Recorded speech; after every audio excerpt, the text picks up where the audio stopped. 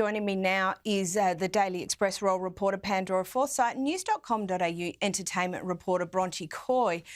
Bronte, the Trump administration, they do appear to be pro-British despite Kier Starmer not being invited to the inauguration.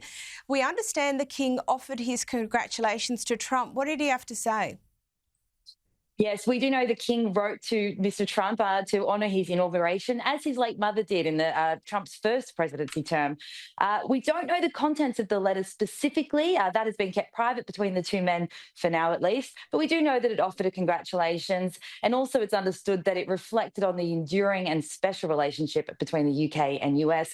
And you touched on it right there at the top, Caro.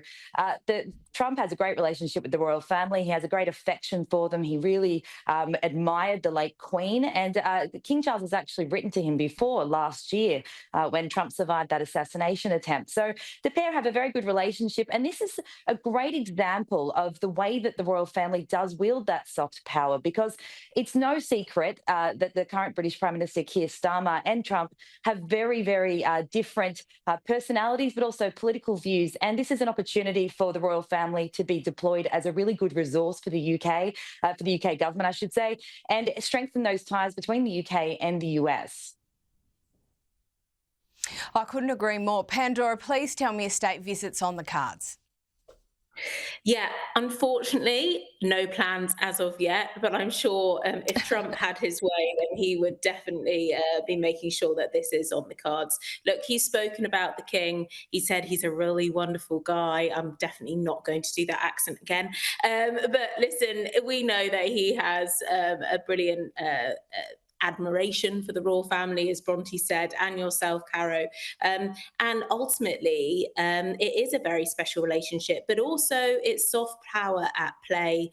And as the state of the UK politics right now, this is really important, this special relationship, even more so in this monarchy, because we know that Trump is very vocal and he's not afraid to say what he thinks, and that could potentially be quite serious for the UK. So we need to ensure that that relationship is maintained. And I suppose, as Melania said in her book and her memoir, she has been pen pals with the royal family. So we hope that this relationship is ongoing and it continues to be solid and good. I think the only thing which potentially could get in the way of that relationship would be, of course, the King's son, Harry, but we'll discuss that, I'm sure, in a bit.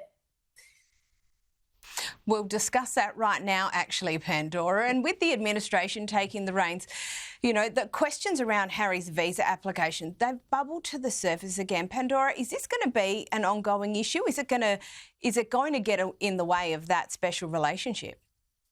Yeah, look, I mean, Trump has said in the past, if it was down to him, Harry would be on his own.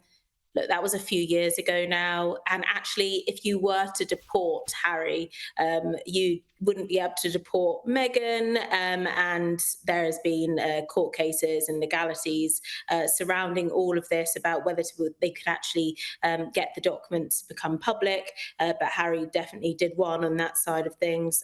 So I think Trump has got big issues to deal with right now. But we do know that if Trump does get annoyed with people or individuals, then he's not afraid to shout out about it. But I think, of course, we also do know that he respects Harry's father a lot and the monarchy. And this would be a massive issue for the King if this ever was to happen. But to be frank with you, if I was Harry and Meghan, I would be a little bit worried, but also on the same note, look, they've got their children there. It would be a lot to get them deported. And I quite frankly think that Trump just does not have the time to get himself involved in this. But you know, it's not really gone in Harry and Meghan's favour in terms of their views for Trump. So I think they do have to be quite careful about what they say about politics in general, as we all well know, because they still carry those titles and they are very precious to them. Yeah, absolutely. I think that's a very fair observation, but I do take your point. Trump has got far bigger things to worry about than the Duke and Duchess of Sussex.